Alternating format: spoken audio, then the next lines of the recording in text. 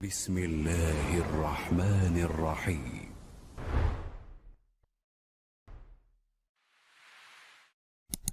بسم الله الرحمن الرحيم. إن الحمد لله نحمده ونستعينه ونستغفره ونعوذ بالله من شرور أنفسنا ومن سيئات أعمالنا. من يهده الله فلا مضل له ومن يضلل فلا هادي له.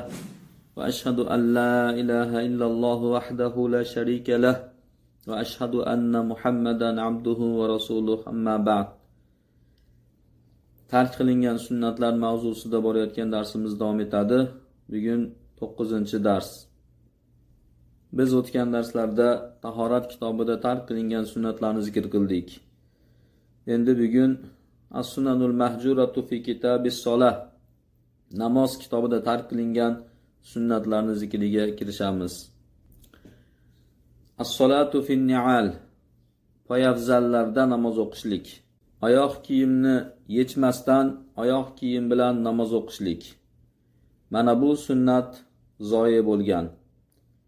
Yoki buni odamlar bilmasligi sababidan, yoki masjidlarga gilamlar, to'shaklar, joynamozlar to'shalganligi sababidan. Hatto ba'zi namoz o'qiguvchilar sahrolarda ham oyoq kiyimini yechib namoz o'qishadi.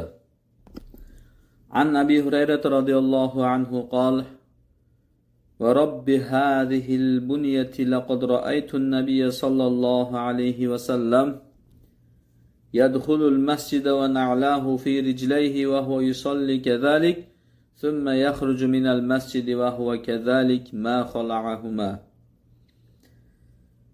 Abu Hurayra radhiyallohu anhu dan rivoyat qilinadi. U kishi aytadi: "Ushbu baytni Robbisiga qasam, men dar haqiqat Rasululloh sallallohu alayhi vasallamni ko'rdim. U zot masjidga kirar edi, ikki kavushi oyog'ida bo'lardi. Mana shu holatda namoz o'qirdi. So'ngra masjiddan chiqar edi, yana xuddi shuningdek holatda, ya'ni ikki kavushi oyog'ida bo'lgan holatda. Ma khala'ahuma, ukkalasini yechmas edi." Abdurrazzoq musannafida rivoyat qilgan.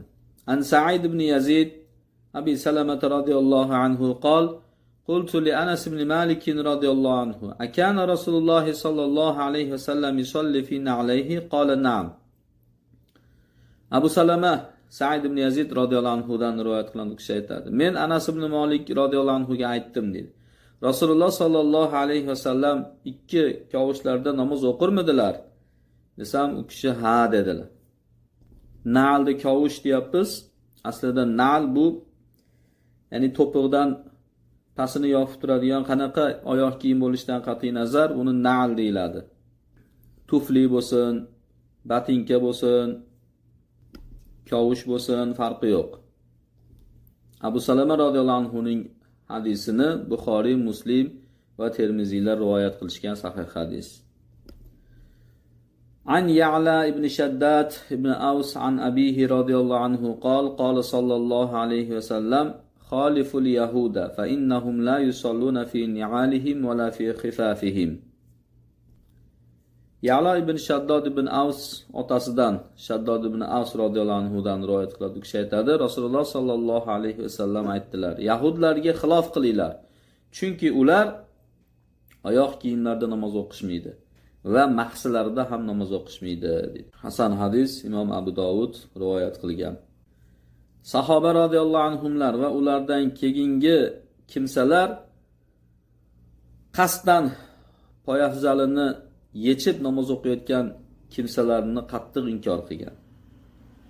Ibn Mas'ud radhiyallohu anhu dan rivoyat qilinadi: "Anna Abu Musa ammahum fa khala'an alayhi fa qala lahu Abdullah lima khala'tan alayk abil wadil muqaddasi anta."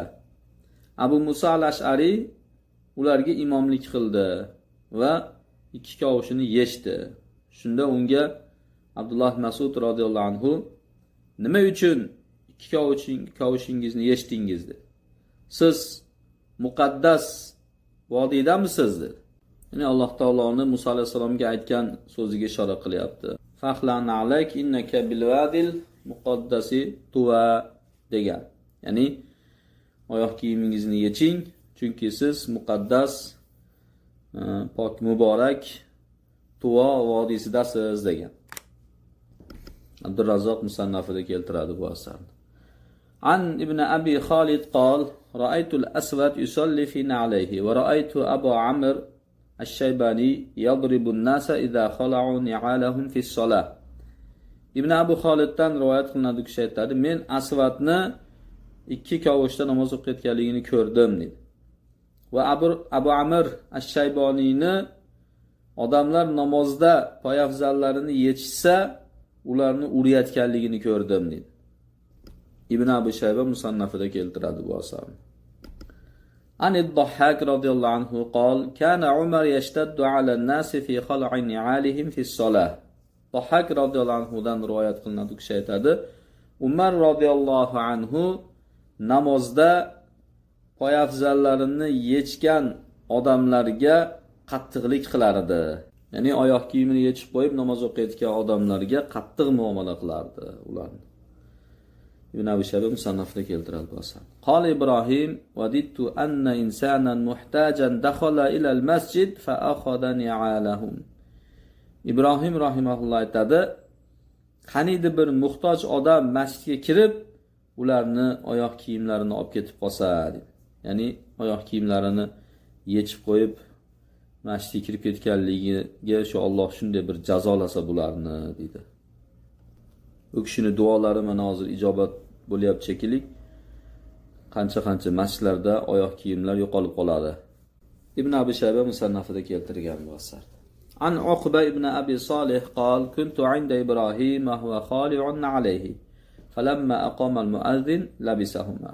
Uqba ibn Abi Salihdan rivoyat qilinadi, kishi aytadi, men Ibrohimni huzurida edim dedi. U ikki oyoq kiyimini yechib qo'ygan edi.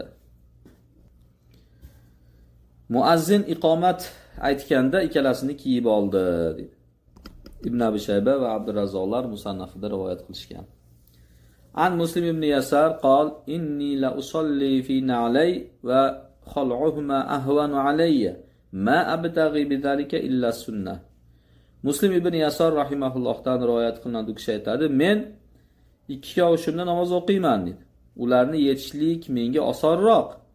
Biroq men bu ishim bilan sunnatni talab qilaman, sunnatni xohlayman dedi. Tabaqot ibn Sa'dda keladi bu asar. Xo'p, endi ikkala oyoq kiyimni yechilingan paytida namozda bularni qayerga qo'yishlik kerak? Bu ham tark qilingan sunnatlardan. Shu sababdan masjidlarda oyoq kiyimlarini o'g'irlashlik ko'payib ketgan. An Abdullah ibn Sa'ib radhiyallohu anhu qol sallan nabiy sallallohu alayhi va sallam yawm al-fath fa khala'an alayhi fa khala'ahuma an yasarihi. Abdullah ibn Sa'ib radhiyallohu anhu dan rivoyat qilinadi, kishi aytadi, Nabiy sallallohu alayhi va sallam fath kuni namoz o'qidilar va ikki kavushini yechdilar, uni chap tomoniga yechib qo'ydi. Ya'ni yon boshiga, oldiga qo'yib olgan. Nasoiy, Abu Dovud, Ibn Majah, Abdurrazzoqlar keltirgan.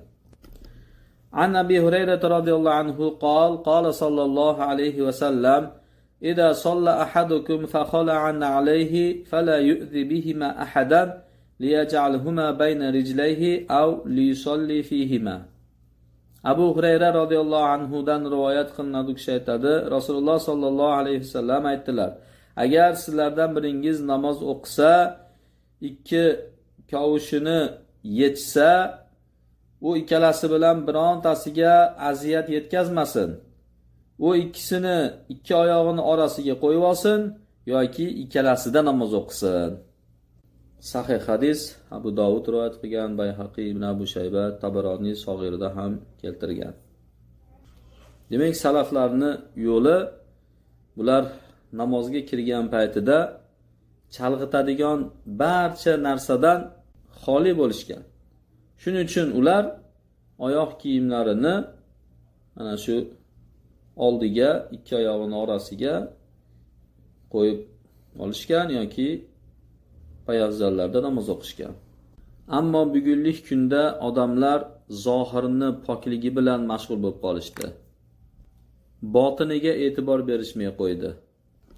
Oyoq kiyim bilan masjidga kirilsa, gilamlar iflos bo'lib qoladi deb qo'rqadigan bo'lib qolishdi. Agar bugunlik kunda masjidlar xuddi Nabiy sallallohu alayhi vasallam zamonida bo'lgandek toshlar, xurmoli shox-shabbalari bilan iborat bo'lganida e'tibor qalblarga bo'lardi, zohirga emas. Nabiy sallallohu alayhi vasallam masjidlariga hozirgidek gilamga o'xshagan, poloslarga o'xshagan to'shamalarni to'shatmagan. Nabiy sallallohu alayhi vasallam masjidlarni ziynatlashlikdan qaytarganlar.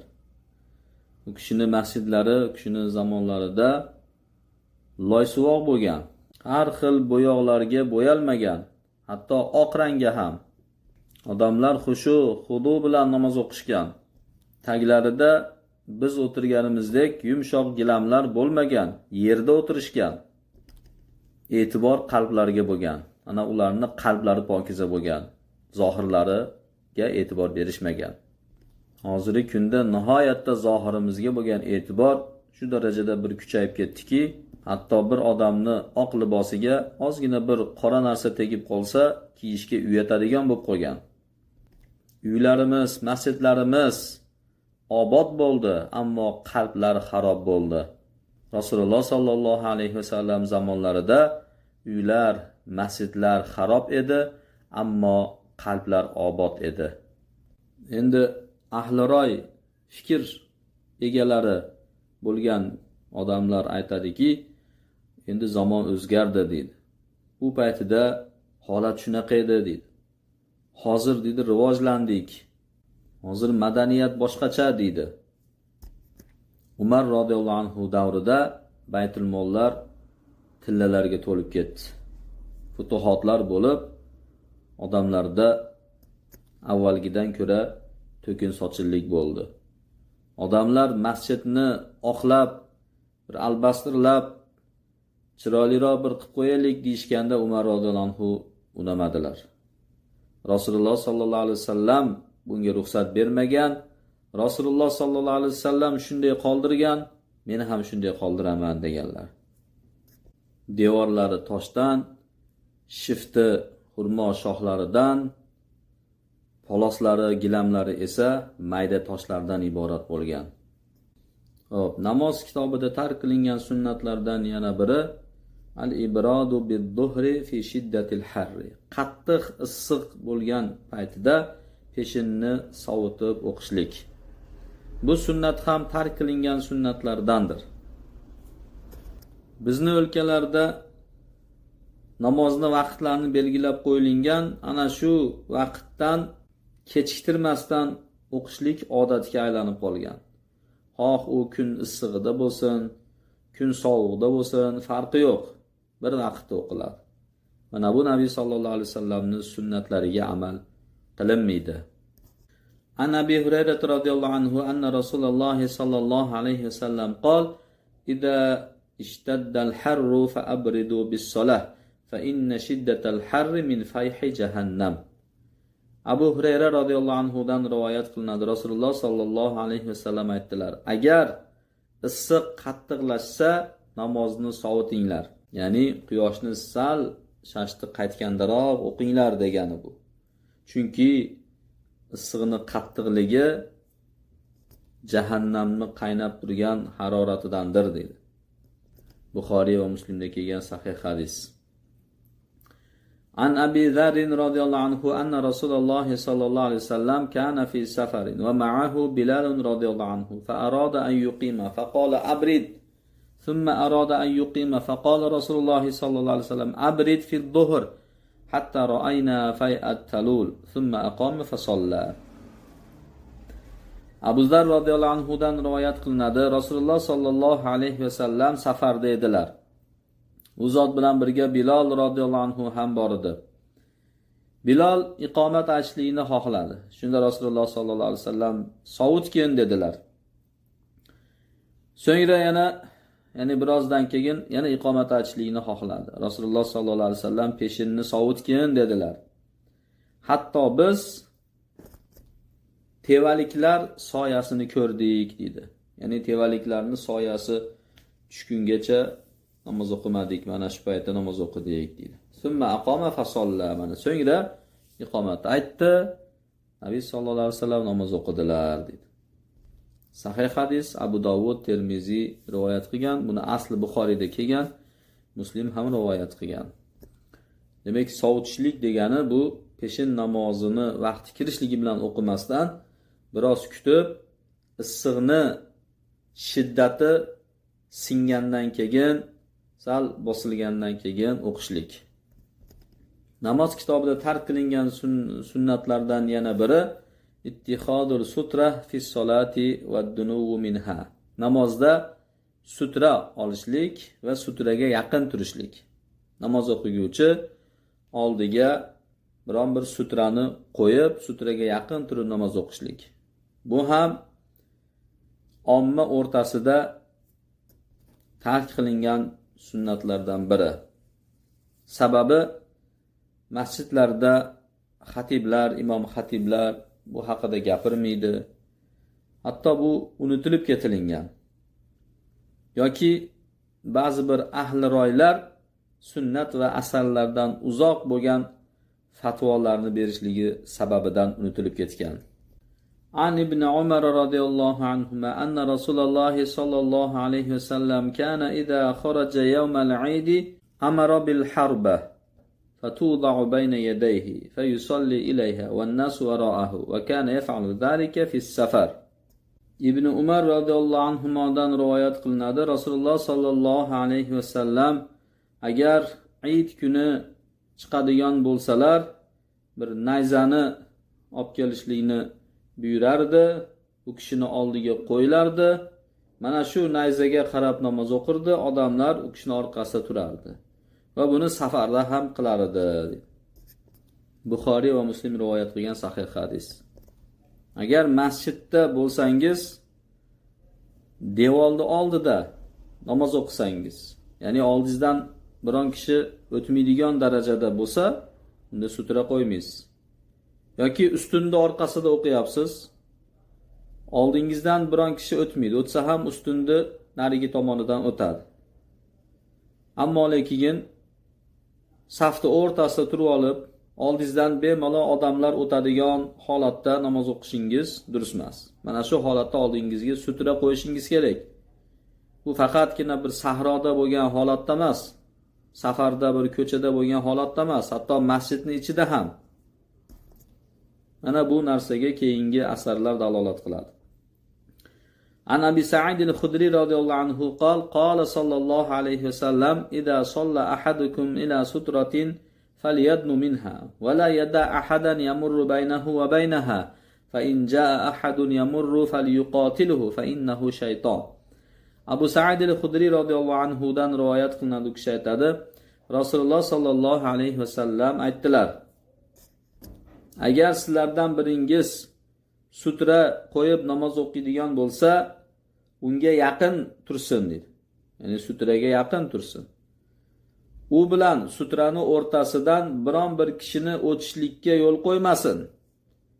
Agar biror kishi shu oraliqdan o'tadigan bo'lsa, ya'ni sutra qo'yib namoz o'qiyotsa ham, shu sutra bilan o'sha odamning o'rtasidan o'tishlikka harakat qilsa, u bilan urushsin dedi. U bilan jang qilsin, chunki u shaytondir dedilar. Hasan hadis, Abu Dovud, Bayhaqi, Ibn Majah rivoyat qilishgan. An Qurrata ibn Iyas qol ra'ani Umar va ana usalli bayna ustuwanatayn fa akhadha biqafaya ila sutratin fa qala salli ilayha. Qurra ibn Iyas rahimahullohdan rivoyat qilinadi, u kishi aytadi: meni Umar ko'rib qoldi dedi. Men ikki ustun orasida namoz o'qiyotgan edim dedi. Yelkamdan ushlab sutraga olib kelib qo'ydi va mana buga qarab namoz o'qigin dedilar. Jubayr ibn Mut'im radhiyallohu anhu dan rivoyat qilinadi. Rasululloh sallallohu alayhi vasallam aytdilar: "Idza salla ahadukum ila sutratin falyadnu minha la yamurru shaytonu baynahu va baynaha." Agar sizlardan biringiz sutraga qarab namoz o'qiyotgan bo'lsa, unga yaqin tursin. u bilan sutrani o'rtasida shayton o'tmasin dedi. عن عون بن أبي جحيفة عن أبيه قال رأيت بلالا أخذ عنزة وركزها وخرج النبي صلى الله عليه وسلم في حلة حمراء مشمرا فصلى بالناس ركعتين ورأيت الناس يمرون بين يدي العنزة. Avn ibn Abu Juhayfa otasidan rivoyat qiladi. U kishi aytadi, men Bilolni ko'rdim dedi. Bir tayoqni oldi va uni yerga suqdi dedi. Nabiy sallallohu alayhi vasallam qizil hullada yenglarini shimarib chiqdilar dedi. Hulla ya'ni rido bilan izordan iborat bo'lgan kiyim. Odamlar bilan 2 rakat namoz o'qidilar dedi. Men odamlarni ko'rdim, haligi tayoqni oldidan o'tishar edi dedi. Ya'ni tayoq suqib qo'yib namoz o'qiganlar, tayoqni u yog'idan odamlar o'taverardi dedi. Bu joiz. Buxoriy va Muslim rivoyat qilgan sahih hadis. An Sahlin radhiyallohu anhu qol kana bayna musalla Rasululloh sallallohu alayhi vasallam va bayna al-qibla mamarrushad. Sahl radhiyallohu anhu dan rivoyat qilingan kishi aytadi, Rasululloh sallallohu alayhi vasallamning namozgohi bilan qiblani o'rtasida bir qo'yni o'tadiganchalik masofa bo'lardi dedi. Ya'ni Rasululloh sallallohu alayhi vasallam namoz o'qiyotgan joy bilan o'sha sutrani orasida bir qo'y o'tib ketadigan joy bo'lardi dedi. Bu esa sutraga yaqinlashishlik miqdoridir. Ya'ni shuncha miqdorda sutraga yaqin turishlik kerak. An Sahlin radhiyallohu anhu anna Nabiy sallallohu alayhi vasallam qol idza salla ahadukum ila sutratin falyadnu minha la yaqta'u shayton alayhi salatahu. Sahl radhiyallohu anhu dan rivoyat qilinadi, Nabiy sallallohu alayhi vasallam aytdilar, agar sizlardan biringiz sutraga namoz o'qisa, unga yaqin tursin. Shayton uni namozini kesmasin. Sanadi sahih. Imom Ahmad, Abu Dovud, Nasoiy, Ibn Hibbon va hokimlar rivoyat qilishgan. Qala Umar radhiyallohu anhu al-musalluna ahaqqu bis-sawari min al-mutahaddithina ilayha. Umar radhiyallohu anhu aytadi, namoz o'qiguvchilar ustunlarga haqliroqdir, ustunlar oldida gaplashib o'tirganlardan ko'ra. Ya'ni namoz o'qiguvchi ustunda oldida namoz o'qigani yaxshiroq. Ya'ni o'sha namoz o'qiguvchilar shu ustunga shular haqliroq deydi. Chunki ustun unga sutra bo'ladi. U joyda gaplashib o'tirganlardan ko'ra namoz o'qiguvchilar u joyga haqliroq deydi. Bu asarni Buxoriy sahihida ta'liq qilib keltirgan. An Abi Sa'id al-Khudri radhiyallohu anhu qala sami'tu Rasululloh sallallohu alayhi vasallam yaqul idza salla ahadukum ila shay'in yasturuhu minan nas fa arada ahadun an yajtaza bayna yadayhi falyadfa'a fi nahrihi fa innama huwa shaytonun. Abu Sa'id al-Khudri radhiyallohu anhu dan rivoyat qilinadi, u kishi aytadi, men Rasululloh sallallohu alayhi vasallamdan shunday deyotganlarni eshitganman. Agar sizlardan biringiz odamlardan uni bekitadigan biron narsaga qarab namoz o'qisa, ya'ni oldiga sutra qo'yib namoz o'qisa va biron bir kishi uni oldidan o'tmoqchi bo'lsa, uni bo'g'zi bilan itarsin dedi. Ya'ni bo'yni bilan ushlab uni itarsin deyapti. Chunki u shaytondir dedi.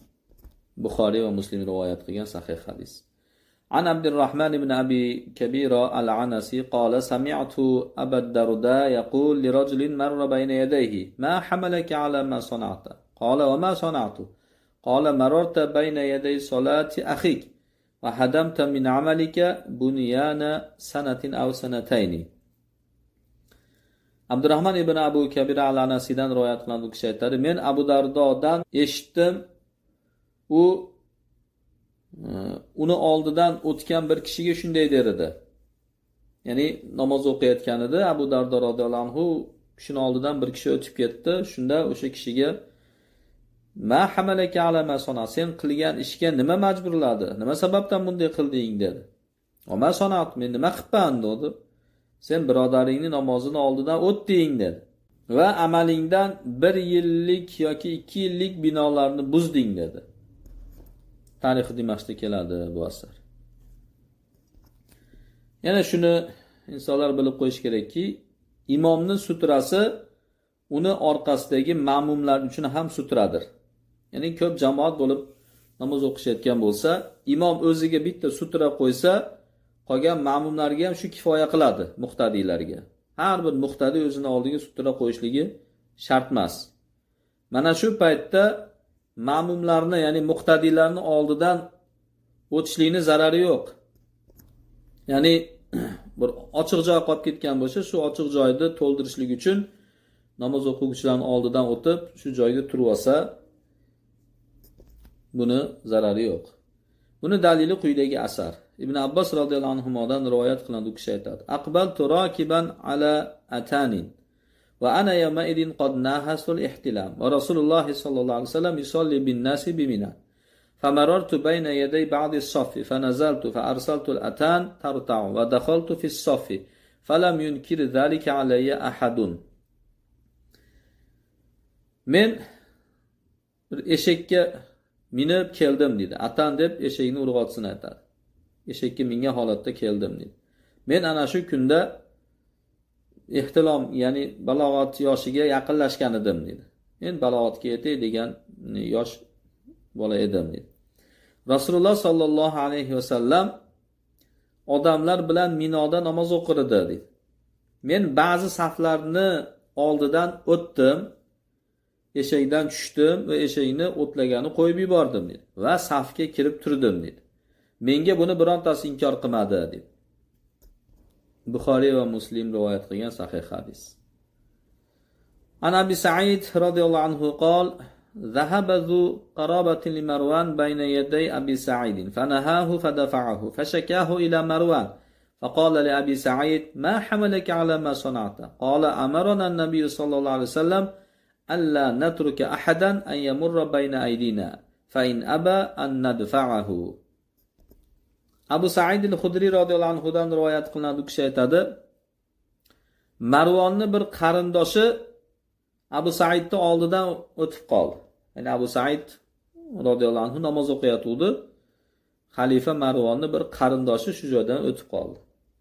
Uni itardi, ya'ni o'tishlikka qo'ymadi. Keyin buni Marvonga shikoyat qilib bordi. Ya'ni men shu o'tayotsam meni itardi deb shikoyat qildi. Shunda Abu Sa'idga: "Bu qilgan ishingga seni nima amal qildi?" dedi. "Nima sababdan bunday qilding?" dedi.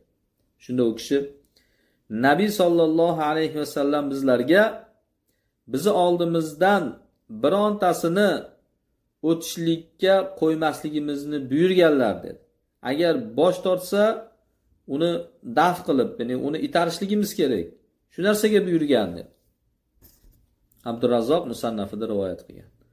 An Amr ibn Dinar qol: "Marartu ila jambi ibn Umar fadonna anni amurru bayna yadayhi fasara thawratan afsa'atni wa nahani." Amr ibn Dinardan rivoyat qilinadi, u kishi aytadi: "Men Ibn Umarni yonboshidan o'tdim" dedi. U meni oldidan o'tadi deb o'yladi dedi. Va menga bir qattiq bir g'azab qildi, hatto meni cho'chitib yubordi dedi va meni chetlatdi dedi. Abdurrazzoq Musannafida keltiradi bu asarni. An Abdullah ibn Burayda qol: "Ra'a abi nasan yamurru ba'duhum bayna yaday ba'din fi as-salah faqala tara abna'a ha'ula'i idha adraku yaquluna inna wajadna aba'ana kadhalika yaf'alun." Abdullah ibn Buraydadan rivoyat qilinadi, u kishi aytadi: "Otam namozda ba'zilaridan oldidan o'tib yurgan odamlarni ko'rib, mana bularni farzandlarini ko'rasan. Agar ular katta bo'lishsa, biz ota-bobolarimizni mana shunday qilayotgan holda topganmiz deyshadi" dedi. Ibn Abi Shayba Musannafda keltiradi bu asarni. An Ibn Sirin qol: "Kana Abu Sa'id al-Khudri qa'iman yusalli, faja'a Abdurrahman ibn al-Harith ibn Hisham yamurru bayna yaday fadafa'ahu wa aba illa an yamdiya fadafa'ahu Abu Sa'id fatarahahu faqila lahu tasna'u hadha bi Abdurrahman faqala wallahi law aba illa an akhudha bi sha'rihi la akhadhtu." Muhammad ibn Sirin rahimahullohdan rivoyat qilinadi, u kishi aytadi: Abu Sa'id al-Khudri radhiyallohu anhu tik turib namoz o'qirdi. Abdurrahmon ibn Haris ibn Hisham kelib u kishini oldidan o'tdi. Abu Sa'id al-Khudri u kishini itardi. u yana bosh tortdi, shu joydan o'taman deb harakat qildi. Yana Abu Sa'id al-Xudri uni itarib, uloqtirib yubordi. Shunda u kishiga Abdurrahmon bilan ham shunday qilasizmi deyildi. Allohga qasam, agar u shu o'taman deb harakat qilsa, uni sochidan ushashlik kerak bo'lsa shunday qilardim dedi. Ya'ni sochidan ushlab bo'lsa ham uni o'tkazmasdim. Uni itarib uloqtirib tashardim degan ma'noda shu so'zni aytdilar. Sanadi sahih, Ibn Abi Shayba musannafda keltirgan. Demak, namoz o'qiguvchi odam oldiga sutra qo'yishligi va oldidan o'tishlikka harakat qilayotgan odamlarni itarib daf qilishligi, o'tkazmaslikka harakat qilishligi bu vojib. Bu esa hamma masjidlarni o'z ichiga oladi. Masjidul Nabaviyni ham, Masjidul Haromni ham. Ya'ni bu ikkala masjidda, Baytullohda va Nabiy sollallohu alayhi vasallam masjidlarida odamlar bemalol namoz o'qiguvchilarning oldidan o'tib yurganligini ko'ramiz. Va ba'zi muasir shayxlari bu joyda izdihom kuchli bo'lganligi uchun bunga ruxsat berishgan. Ammo bunga hech qanday asos, dalil yo'q. Xoh Baytullohda o'qiydimi, xoh Masjid Nabaviydami, xoh oddiy masjiddami, farqi yo'q, namoz o'qiguvchini oldidan o'tishlik durust emas. Hop shu miqdor bilan kifoyalanamiz. Bu mavzu yana davom etadi. Alloh taolo barchamizga sunnatga amal qilishlikka tavfiq bersin. Islom va sunnatni yashatib, islom va sunnatda jonimizni olsin. Sallallohu ta'ala ala xayri xalqihi Muhammad va ala alihi va sahbihi ajma'in.